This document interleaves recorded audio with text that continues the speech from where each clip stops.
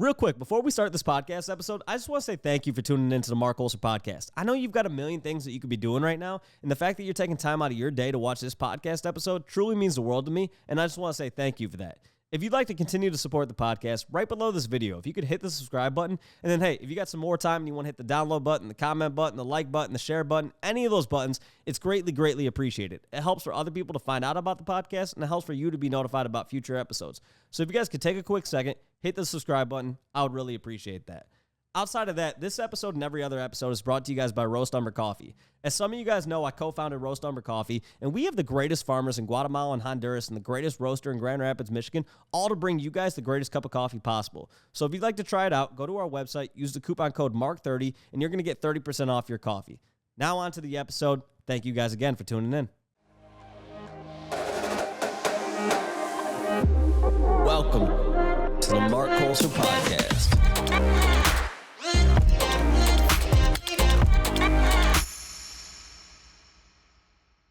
Guys, I appreciate you guys coming on. I know you guys are the first project from Mexico that I know of, but first people from Mexico to come onto the podcast. So I appreciate you guys coming out today. Thank you, Marc.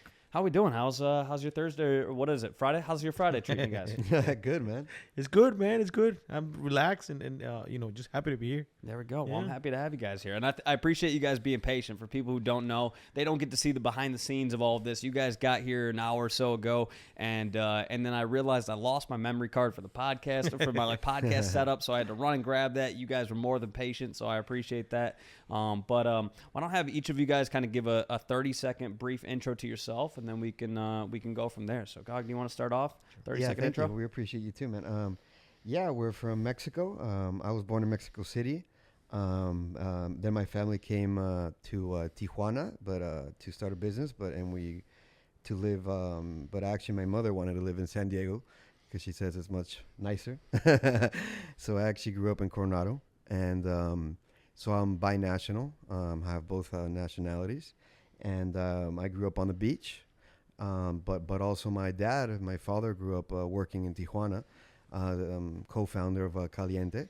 As you know, it's a big casino, and has sports betting and casino also for tables and blackjack and all sorts, roulette and everything. And also in its time, it had a racetrack, but now it only has a dog track.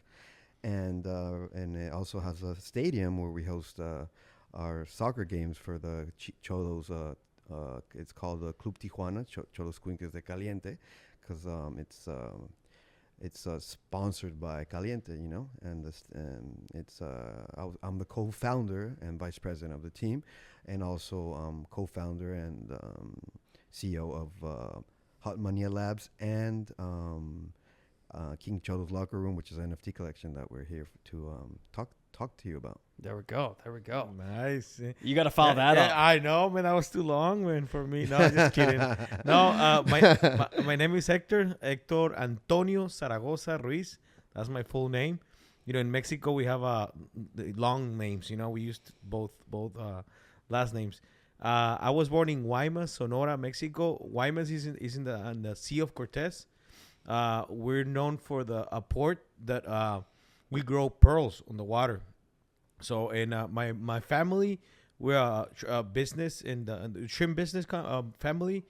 We're in the real estate, and we also have hotels in the city of Guaymas.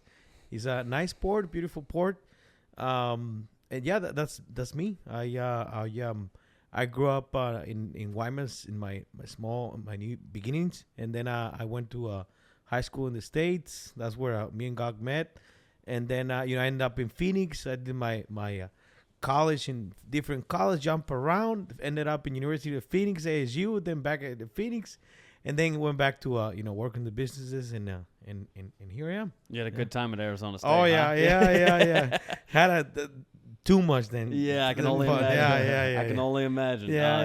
Arizona State, doesn't matter what part of America you live in, Arizona State's a fun school to be at. So, exactly. Love that. So how did you guys connect then? You guys, you said high school? Yeah, I'll go first. Do you know Culver, Indiana? I've heard of it. Yeah, Culver, Indiana is like very close by Plymouth or South Bend. Mm-hmm. Notre Dame. Yeah, by Notre Dame. And there's a really nice high school over there, private military high school. But it's mixed, so there's women there too. Yeah, and that's Remembers that. yeah.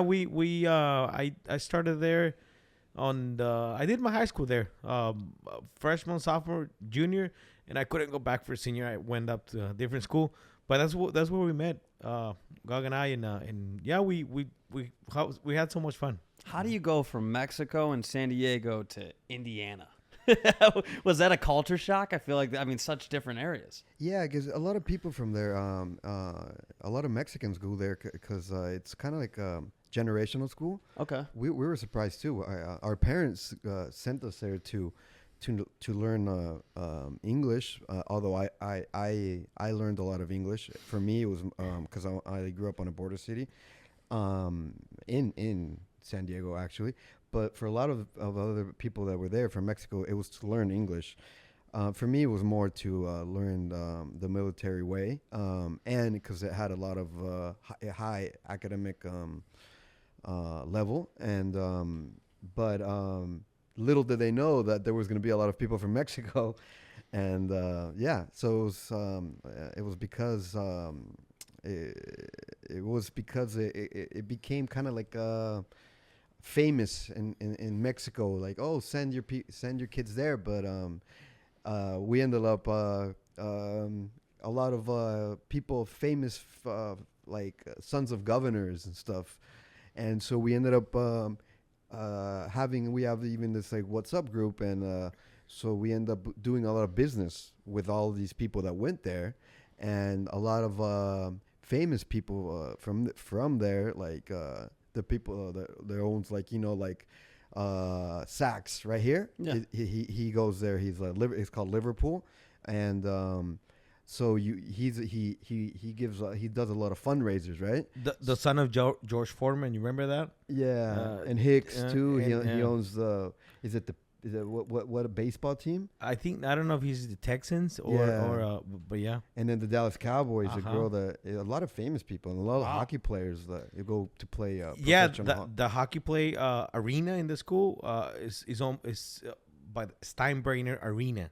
So you know how Steinbrenner Oh, yeah. is? Oh, yeah. Yeah. So Yeah. so I think the grand expensive school. Yeah. Yeah, I was gonna say this doesn't sound cheap. I know. There's aviation and there's a golf course. There's a golf course. Yeah. Oh, Man, yeah. my high school wasn't. I was just in Michigan. I was just across the border, Indiana, and Michigan, right there. But man, Yeah. I didn't have any of that. They got polo too. Okay, yeah. that's how you know it's a Yeah. nice high Yeah. school. Yeah. Anytime anybody mentions polo, okay, Yeah. it's not just equestrian. They Yeah, have yeah. polo. Okay, that's a whole nother level. we had a equestrian. We were in the troop, Yeah. right, in the parade. So it was pretty fun because like we were in the troop, and I was in the troop. He wasn't. He was in battery, and every time one of the horses would go crazy with the band, because there was band, right, and one of the horses would go crazy, and it was a whole spectacle because he would usually fall, and we were like. You don't want to laugh because it could be dangerous, right? Yeah. Luckily, nothing ever happened, but it was usually one of our friends from Mexico, Andre, ¿te acuerdas? Yeah. And it was pretty funny, but That's wild. it was wild. It that's was wild. wild because horses are dangerous. Your boot his boot always got like tangled. Yeah, I mean, hey, gotta be careful. So You gotta be careful. So okay, so walk me through after you guys, experience some life in the U.S. and everything like that. Kind of walk me through how did you get to the positions that you're in business wise in Mexico. So, Gagi, you want to start with that? Yeah, well, see, we grew up there, and little did we know that would help us leadership wise a lot, right?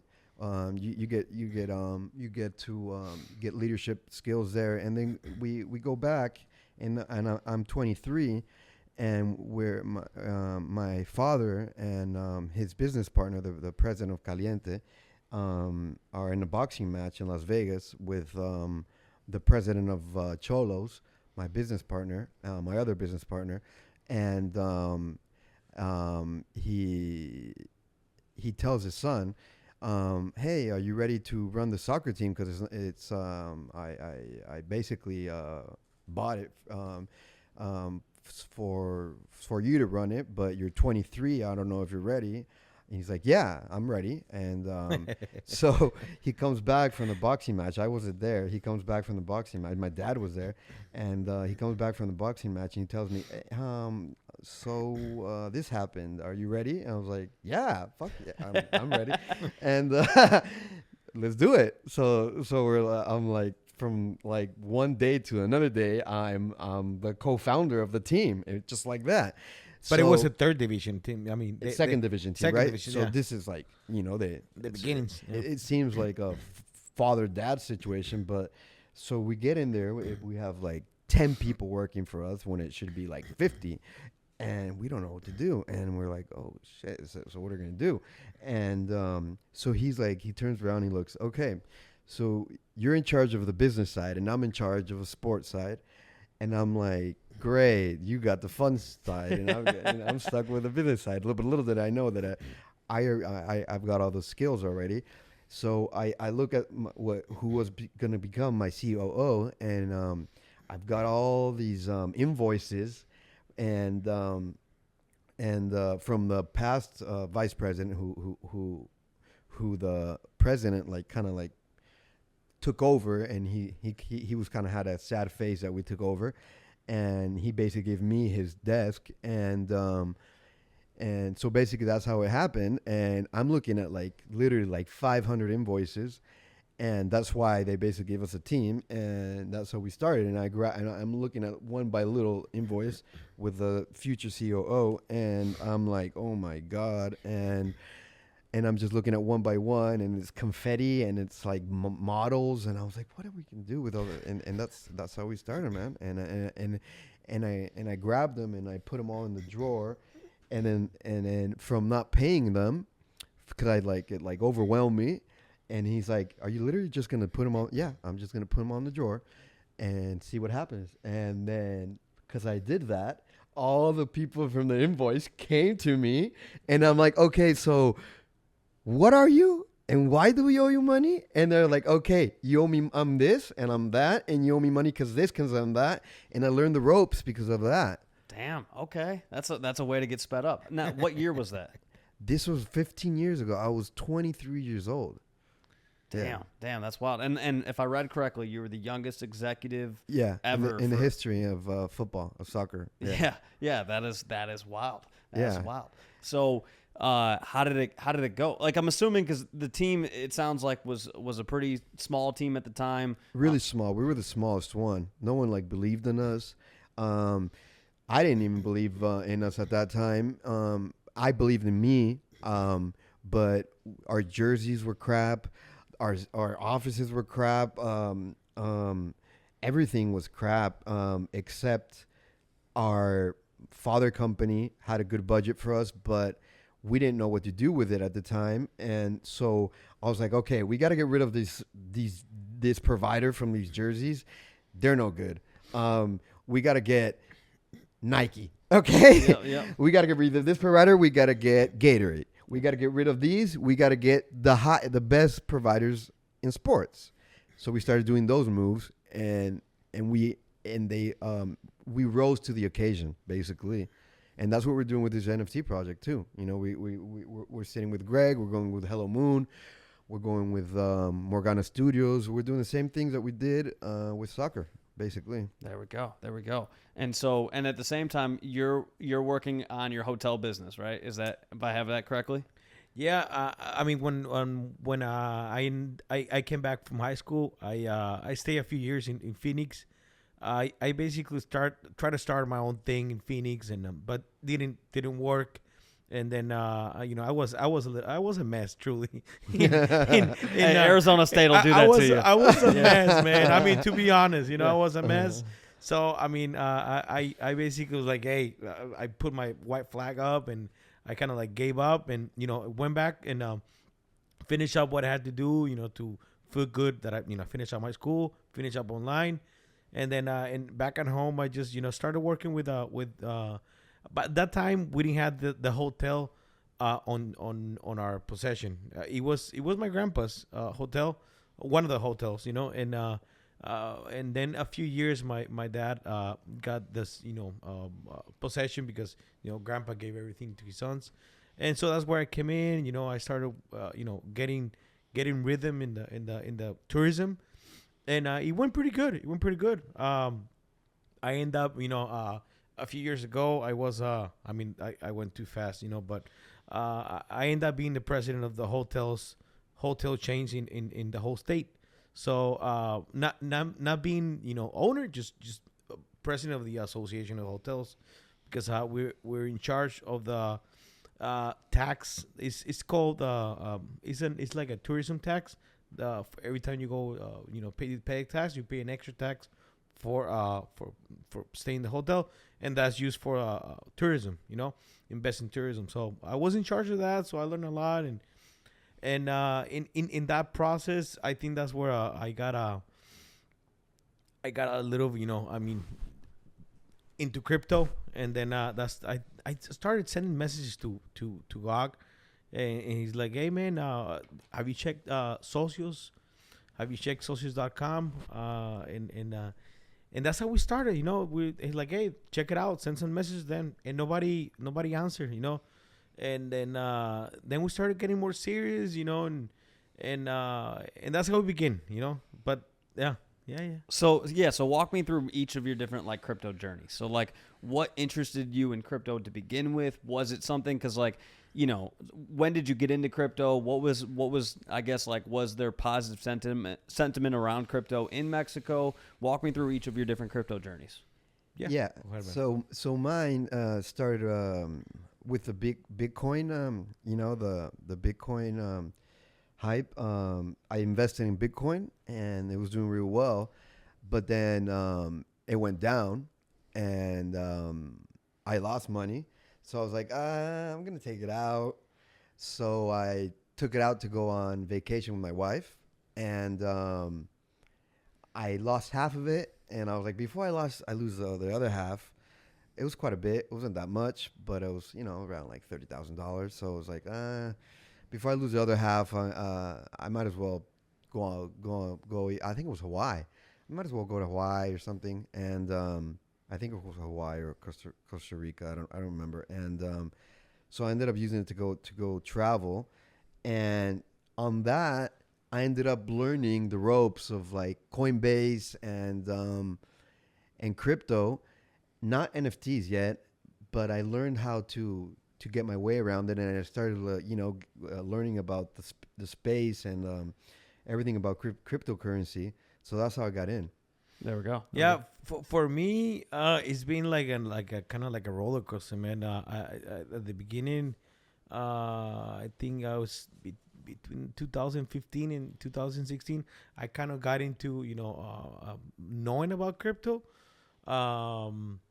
but never truly got serious about it. Just check it out. I had some like friends that really were like really savvy, and they were like, oh, yeah, they were just, and I wasn't really listening to them.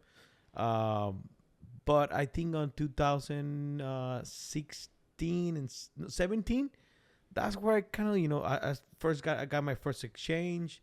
I bought, I think that's where like 3,000 was Bitcoin.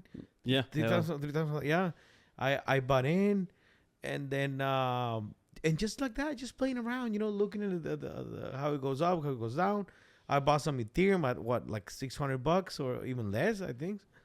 And then I used to love having Bitcoin Cash, but it was weird, And what else? Yeah, that was it. It wasn't really serious until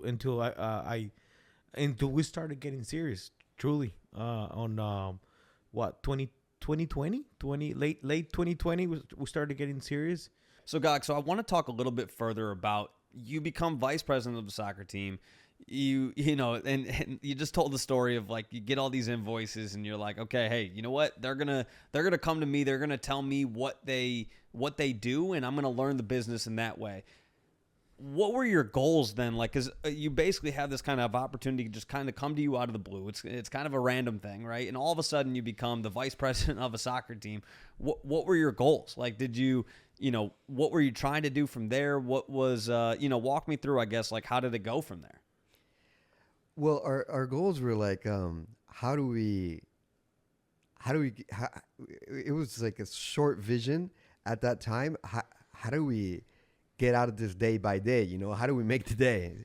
And it was kind of fun and exciting because we were so young. And since you're so young, you didn't know what you didn't know. And but we knew enough to know that we needed to surround ourselves with a lot of people that did know more than us, you know. So we started looking to hire on the sports side to hire experts. And I started seeing how I'm going to hire someone that's going to help me on the business side also. So what I started doing was seeing how we're going to grow the office, you know, because we're so little people. So the project started growing, and we're seeing the first thing was like how we gonna get a bigger stadium, and so yeah, that's how it started growing. Concentrate on the stadium. And so what ended up happening? You guys ended up building a different stadium, or what happened from there? The first thing that we started doing was getting out of that office. The office was too small for us, and we needed somewhere that we could be proud to, you know, to work. So that was the first thing, you know. And then I started thinking like,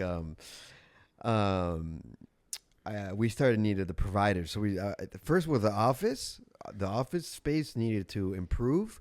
And once we office, you know, like I could think better, and and then we started growing the workforce. We started hiring bigger and better people, more and better people, more quality, and then we started doing the stadium project, and that just started inspiring us. And once the inspiration and the providers were there, we just started dreaming big.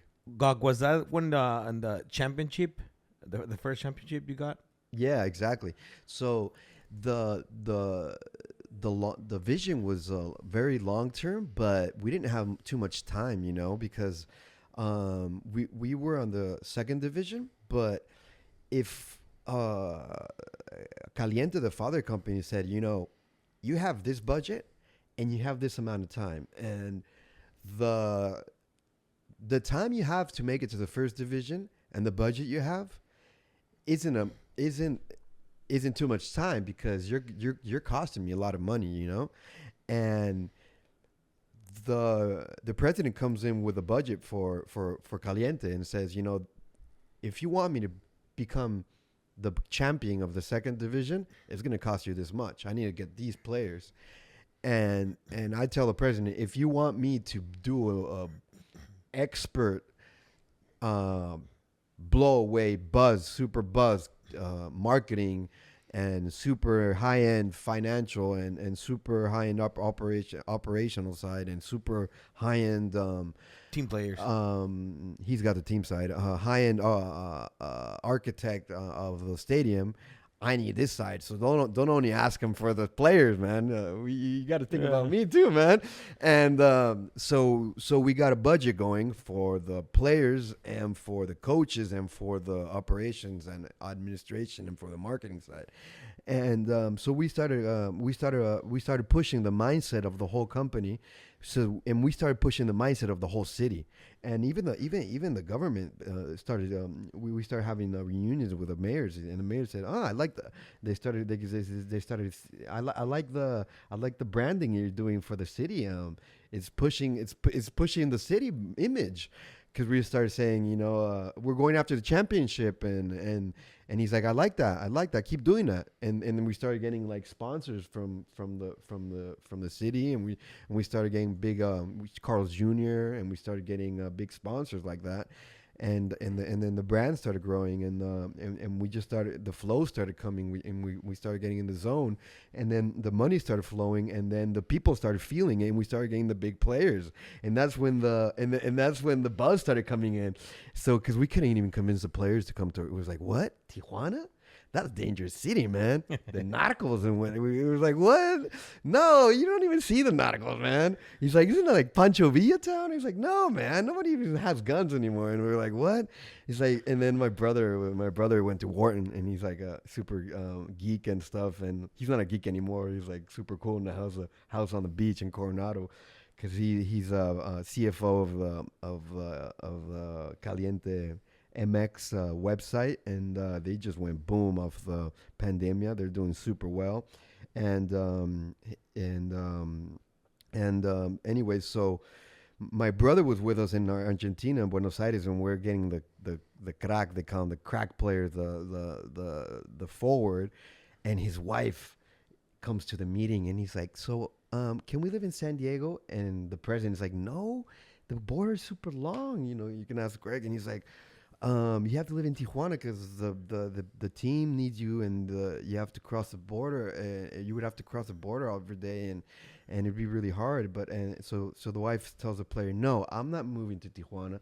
So anyway, so this is the big steps that we started doing, the big deals to go to the first division, that we were getting first division players. So this is the way that we made it. We were getting a high budget and high marketing budget, high player budget, high coaching budget. We weren't messing around, man. We started thinking big, and and that's the way we made it. We weren't screwing around. We just started thinking big, dreaming big, high budget, and Caliente said, okay, man, we're all in. You better make it. And it was like Eminem said, man, you only get one opportunity once in a lifetime. And we only did get one opportunity once in a lifetime, and we made it. And the first year you got the championship. We made it. Yeah. First year, one championship. Oh, wow. Yeah, first year in the first division league, and boom. Yeah, because the percentage was so dramatic that if we didn't make the first division, we would go back down. That's how it was. So if we weren't like doing super good in the first division, we would go back down in the second division. So not only did we go up in the first division to the first, we not only did we win the championship to go up to the first division, we went up and won the championship in the first division. Oh, wow. Yeah, Okay. right away, Wait, man. So how quickly did that happen? Oh, right off the bat, man, we made history. Oh, wow. Yeah. So I would assume Tijuana had to be going absolutely crazy. It was for this. 100,000 people parade. Hector was there. Yeah, I was wow. there too, man. So walk me through, like, when you first took over as vice president of the team, what was the was there a huge fandom for the team, or like how did it grow as like you guys started to see that success? Since this happened? Yeah. It was we had a 5,000. It was like, did you see the Matt Damon film of We Bought a Zoo? Yeah. Oh, it was like that, man. I was telling Greg, similar to like minting out, I was like, oh man, I hope people come to the game, like, oh man. And then we started making all these buzz moves, bring all these players, like, and then we announced like these like players from the national team. And then we announced these players, and then it was just hype after hype after hype. We announced Nike as our jersey. And then we just started making these big moves, and it just like went like boom, boom, boom, boom, boom, boom, boom, and it was just started getting crazy, man. We just couldn't stop it, and it's been like that ever since. And then we just had to lower our buzz and our budget, and now we're barely getting there again. But we know we got the recipe for success of how to become a championship. And you just got to keep getting that. You got to go for that rock star, get the best player, get the best provider, get the best thing. And it just goes boom, boom, boom, boom, boom. And the players feel it, and the fans feel it. And you just get a rhythm going. So what kind of changes, I guess, did you see after the success of the team and everything like that, where you guys did that kind of parlay into success in like Tijuana in general? Or I guess like what kind of changes to, I guess, the city and everything like that did you see after the success of the team? Yeah, they tell us that it was a $7 million to $12 million like an injection of revenue during yeah. our games. Yeah. Wow. And that's impressive because the city needed it. And not only did that happen, the violence went down. And I don't know if it's just because everybody's happy and having a good time. maybe even like a lot of people have started having more babies. I don't know, but it was just Hector, can you confirm this? You got a few kids, right, Hector? I do. I got a baby girl. There we go. Was it because of the success of the Tijuana soccer Of club? course, man. Of course. Yeah.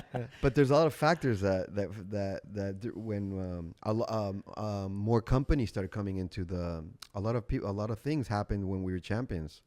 More investments, more stuff like that. And is that when you guys decided to redo the soccer stadium? Walk me through it. Like, what did you guys do with that? Yeah. So after we go up to the first division, Caliente gives us a budget to build our own stadium, basically, and we start first building it around 10,000 seat stadium, and then we gradually build it up to 30,000, which it is now. Oh, very cool, very cool. And so, Yeah. what have you guys, I guess, done with the 30,000 seat stadium? Like, have you guys had like big concerts there? Have you guys done other events there? What have you done at the stadium? Yeah, we've done boxing matches and concerts. Oh, very cool. Yeah. Any big U.S. boxers I would know of that have been there? No, basically just Mexico and international boxers. Yeah. Fair. What kind of music artists have you guys had come through? Oh, we've Guns N' Roses been there. Oh, wow. Shakira's been there. Belinda's been there. And now a big Colombian artist is coming that we're doing through our NFT collection. Yeah. Man, I love that. Love that. So, okay, now I want to pivot into Hector. So, Hector, talk to me about like some of the different accomplishments you've had and some of the things that you're most proud of with the hotel business since you got further involved with that. Well, truly, I guess the way that we move ourselves into like focusing in getting different tourism. Lately, these 4 years and from 2018, we've been growing into sports. Not soccer sports, but not soccer business, but we've been doing mostly doing different kind of events to generate tourism through sports events. Like we have a half marathon, we have 2 triathlons, we have a 25 kilometer trail, we have 2 swimming events. So that kind of like blew. Is actually a new business that we have. A side business for the hotel, but it's in the hotel. So we have we actually have a team for marketing the events. We have also timing equipment for the athletes, and it's a whole new business. But truly started like, hey, what else can we do for the hotel to bring tourism, and that opened us an opportunity to just bring tourism for the whole city. And now we're thinking the state actually, but yeah, I think I'm really proud for that. And that was my how do you say it?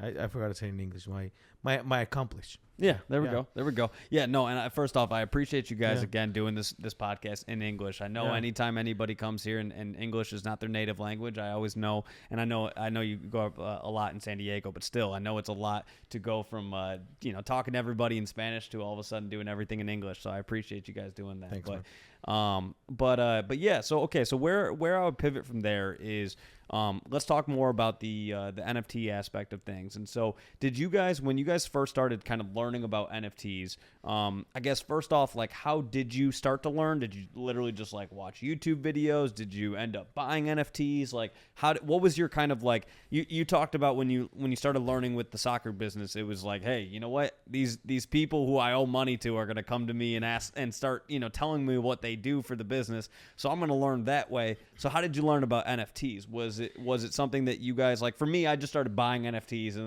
and then somebody walked me through how to download a wallet and do all of that. And then I just started learning by losing a shit ton of money. So that was kind of my way of learning. But Hector, how did you end up learning about NFTs? Well, truly, I kind of learned just like you. I mean, I ended up buying some NFTs and I didn't know what the hell was that. I just knew it was like some artist thing, and yeah, I just started kind of like, knowing a little more about it, but it took me a while to kind of understand that it was a simple token. Yeah. It was a simple token with a beautiful face and a whole thing of behind that you can just imagine and do. So it took me a while truly because it was only like a hype thing that I got. You know? Yeah, I mean, and it's complicated. It's complicated. Yeah. There's a lot of intricacies of everything that you have to learn about and everything like that. But Gog, for you, like, how did you start educating yourself on NFTs? Yeah, I started seeing the Bored Apes. I started seeing the Justin Bieber was in it, and I saw that there was like kind of a community behind it, kind of like a small world, and like. But I didn't really know the blockchain behind it, right? And then I saw the D-Gods, but then when we started getting into the project side of it, I saw the whole new world, way through different eyes. And so I guess, like, what about when you started learning about NFTs kind of said to you guys, like, hey, we should end up doing this NFT project together? Like, what about the NFT space, I guess, like, spoke to you in a way that was like, this is something that we should really dive into? Well, I think it was, the when we started seeing that through NFTs, we can do different stuff like, concerts, we can do real estate. We can, have different, basically going to a different kind of like communication and opportunities. I don't know how to explain it very well, but I think that was the moment where like, hey, this is it. We need to go into NFTs. Because at the beginning we had the ICOs, the initial coins, the coins, and so but we thought we had some voices telling us, oh no, don't go there. It can go all wrong if you go into like a new coin. So we really thought that through NFTs it could be the best route at the beginning. Yeah. Yeah, and then I found out the lore side, and then I got engaged because I write poetry also. Oh, really? That's cool. And I read a lot, and then I saw the lore side of it, and I just got I got blown away. And I saw So Dead. I saw a bunch of projects that had the lore really good and really cool, and then that's how we found Hazel, our artist. Mm-hmm. And then I just got blown away, and so my artist side, which I don't not the painting side, not the drawing side like Greg, but the poetic side just blew my. I just got into it really a lot, and I started writing a lot, and I started doing all the lore, and I started getting into it a lot in a way passionate way. That's very cool. That's very cool. So when did you guys start developing the NFT project? 2021, early 2021. Oh, wow. That long ago? Yeah. Oh, wow. I mean, we not the NFT. No, hold on. hold on. Okay, cut that, man, please. Are you putting in the bloopers? Yeah. Yeah. No. 2021, we started talking. About the whole. That was when I sent early 2021. I sent Gog a message. Hey man, let's talk to Socios. Socios is Socios.com. Yeah, like Ferrari. They focus on fan engagement tokens. Oh, actually, no, I'm not aware of that. Yeah. I'll send it to you in the Telegram. Okay. Yeah. They do fan engagement tokens. You know? So they open new tokens. They're huge. They have Messi on them for teams and stuff. Yeah. And they just focus on that. So like, oh, I'm gonna tell my friend Gog that owns a soccer first division team in Mexico to just go and sign up for the socios, and they do everything for you. And so that was the easy. And we actually tried, but I thought I thought it was gonna be easy to just like go in on the webpage and say, hey, I work for the Cholos team. Could you look us up and do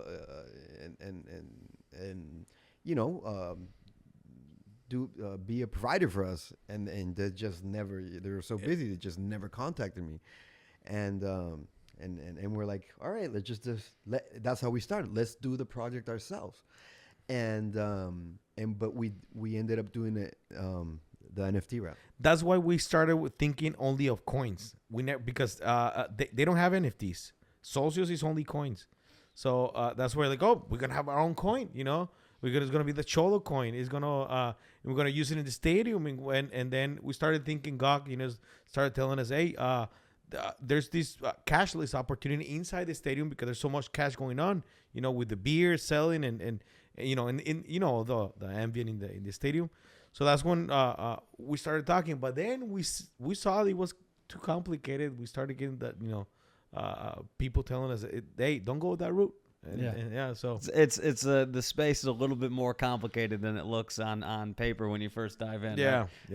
That was the thing. It was like, man, the moment I dove into this, I was like, there are so many more layers to this than I really thought, because it's like, it's not just a JPEG. There's so much more that you have to know, and especially when you're looking to like build a project within it, because it's like, there's nothing really simple about it. It's like there are cool things that you can do with it, but you have to like educate yourself along the way and learning all of this. So, exactly. So for you guys, I guess, like, how did you guys end up learning about Solana? Was that a coin that you had already purchased, or was it something that like, how did you end up getting into Solana? Well, we have advisors that led us along the way, and that's one of the perks that we were in Web 2, that we know how to build a good team, And we lost a couple members along the way because they saw it was a monster project that we wanted to build.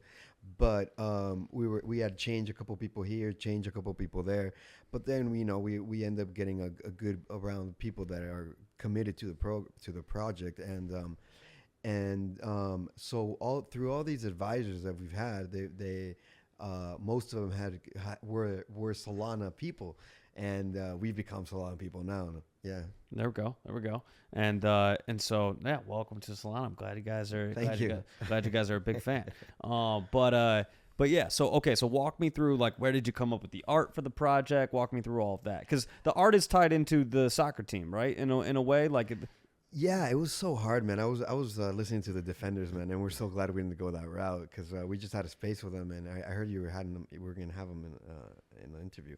Yeah, we were glad we didn't do a human, right? Yeah. And so because we were in so many brainstorming reunion meetings, just trying to see how we're going to do the art, how we're going to do the art, and then we came up with a thing of, let's just do the mascot.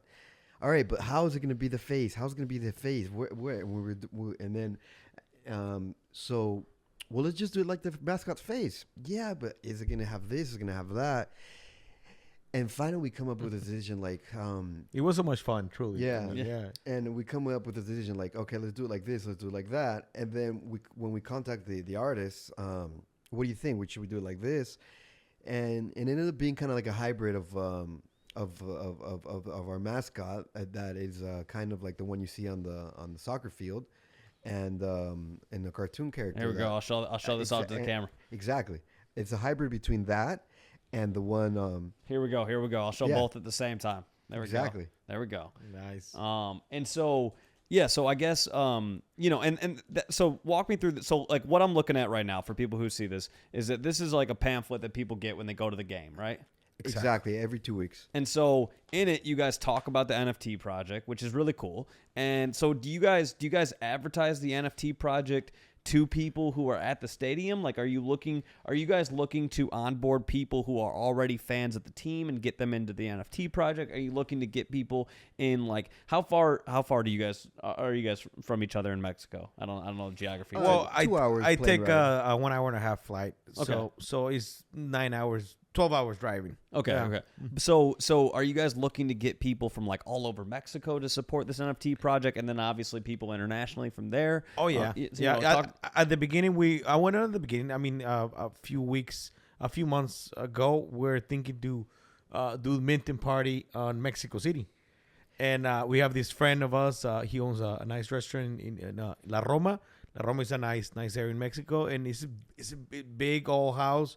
And we wanted to do the big party over there. Yeah, we'll invite you. Mexico City. We're thinking to go to Mexico City. We want to do something over there with this whole thing that we're building. Top 5 cities in the world. Top populations in the world. Yeah, I want to go there. To be honest, somebody was just talking about earlier today. I saw somebody talking on Twitter about that they should do a Solana breakpoint in Mexico City. Oh yeah, that was Dave Etherfuse. I think so. Yeah. We're helping to do that. There we go.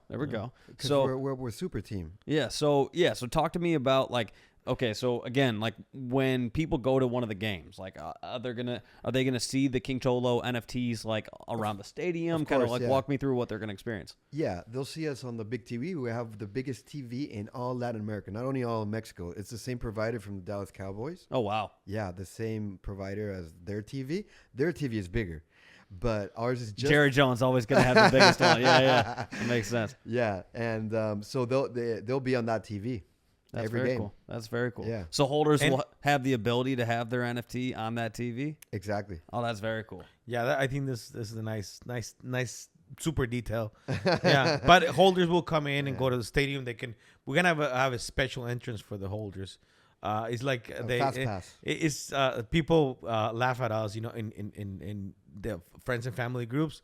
Is that that's the owner's entrance, huh?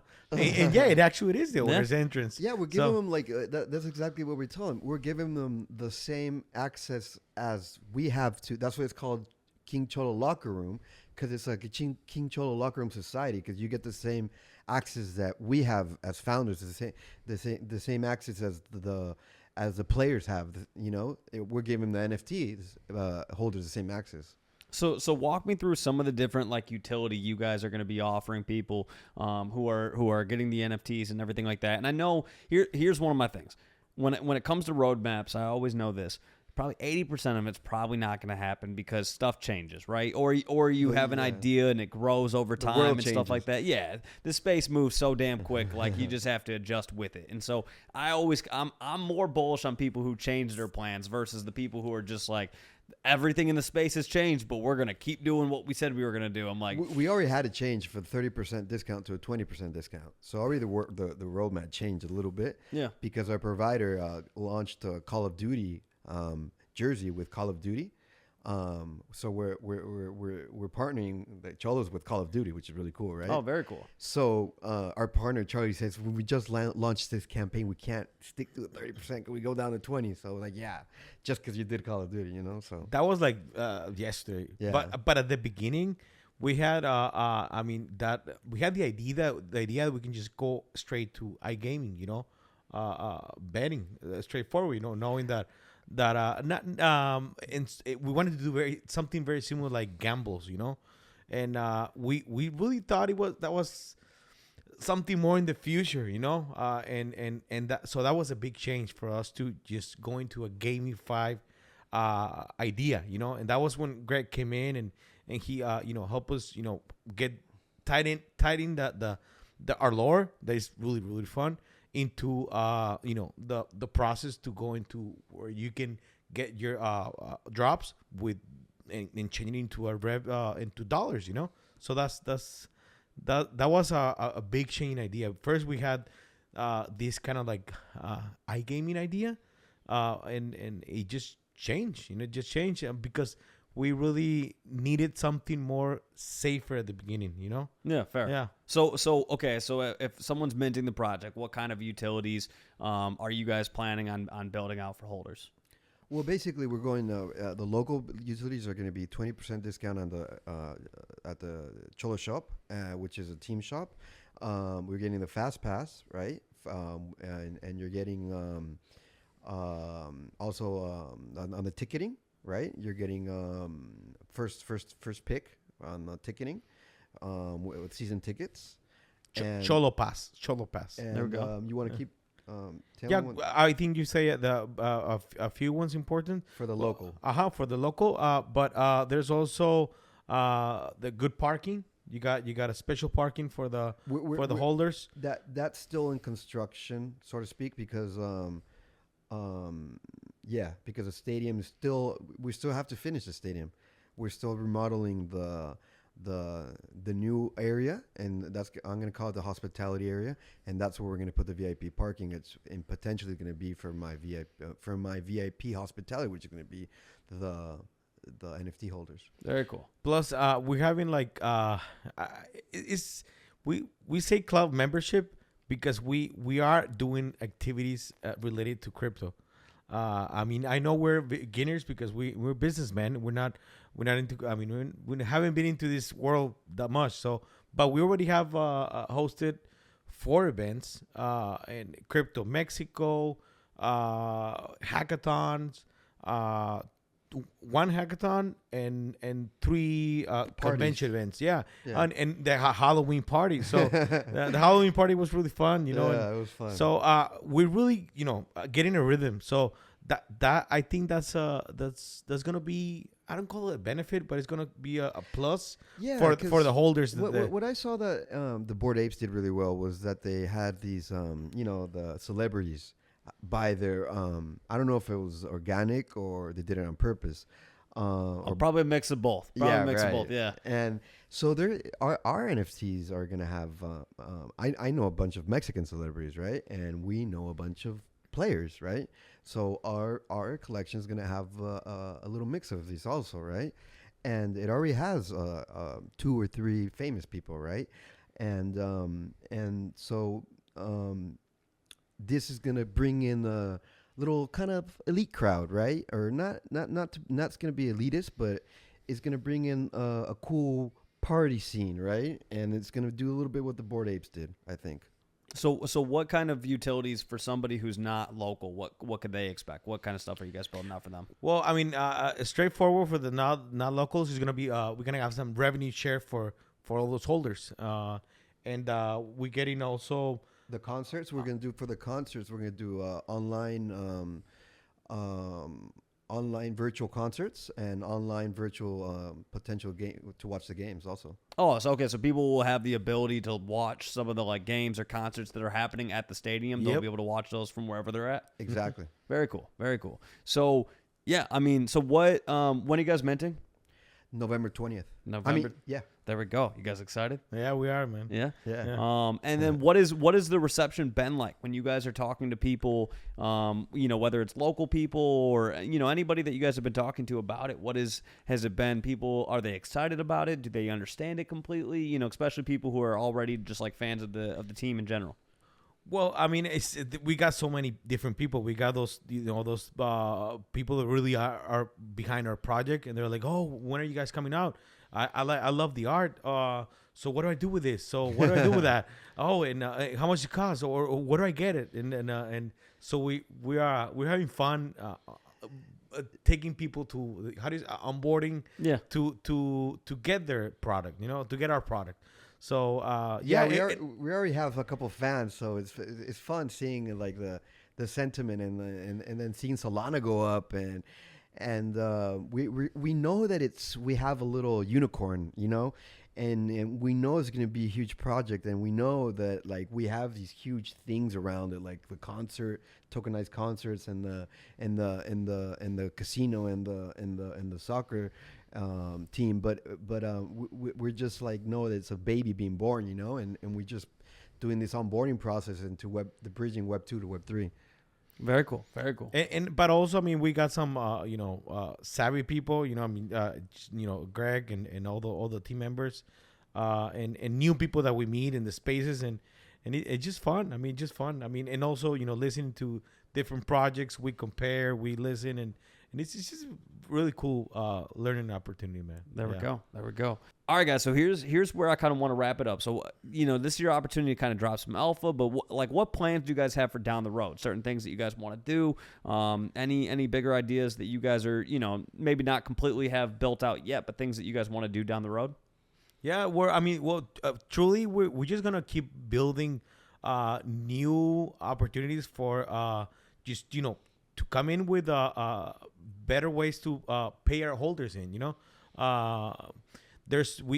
have our own businesses around, so we'll build it around it. And yeah, we want to keep building our community, growing it, and keep onboarding our Web 2 communities, and our businesses into this Web 3 world, basically.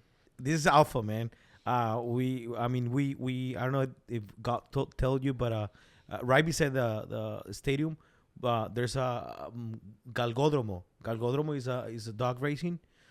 So we got plans on that, to building up something cool. I don't know if you heard of D-Race or we're heading to that. And yeah. Yeah, so basically it's also similar to photo finish. Yeah. And it's pretty cool. I mean, we're doing our own twist on it, and with Hello Moon, There we go. So, very cool, guys. Now, where can you guys drop your socials? Where can people find you guys at if they have more questions for you? Yeah, I'm Murguia Gog in Twitter and Facebook and Instagram. Yeah. There we go. Well, I'm actually Chino ZR 37. We're gonna put these in the description for the video. I don't know why I got that, man. But Hey. well, I mean, you can search me as Hector Zaragoza. Yeah. Well, we're gonna put all these in the description of the video. That I think that'll make things much easier. But Yeah, man. But very cool. International names. Are Yeah, complicated. no, very cool. Is there anything you guys want to say? I can't speak a lick of Spanish, but if you guys want to say anything to your Spanish-speaking holders or prospective holders, is there anything you guys want to add to them? Muchas gracias y bienvenidos. Sí, muchas gracias a todos esos hispanos, latinos que estén aquí en Los Ángeles o que estén en California o en cualquier lugar del mundo. Y esta es la oportunidad para entrar a una comunidad chingona. Vamos a ofrecer muy buenas oportunidades para todos y pues anímense. Sí. Yeah, that's exactly what I was gonna say. I have no idea what. Hey, but I love it. No, it's very cool to see. It's cool to see more people coming in from different countries, different regions, different opportunities that you guys have. So I'm excited to see how you guys build out the project and everything like that. But yeah, I'm glad you guys came out. I'm looking forward to getting to know you guys more. I know we'll have to get you guys out to LA more. We'll do some stuff in San Diego. We'll do some stuff in Tijuana. But yeah, I'm glad you guys came out. This was fun. It was fun to get to know you guys. And thank you, Mark. Thank you. Yeah, now I got to get a jersey for the team. Now I gotta rock a jersey. I might have to start betting on the Xolos. So, Yeah. Thank you for having us. For sure, we'll get you one. No problem, guys. Well, hey, appreciate you guys coming on. Appreciate everybody tuning in, and we'll chat with you guys later. Thank you, Mark. No Thank problem. you. See you guys.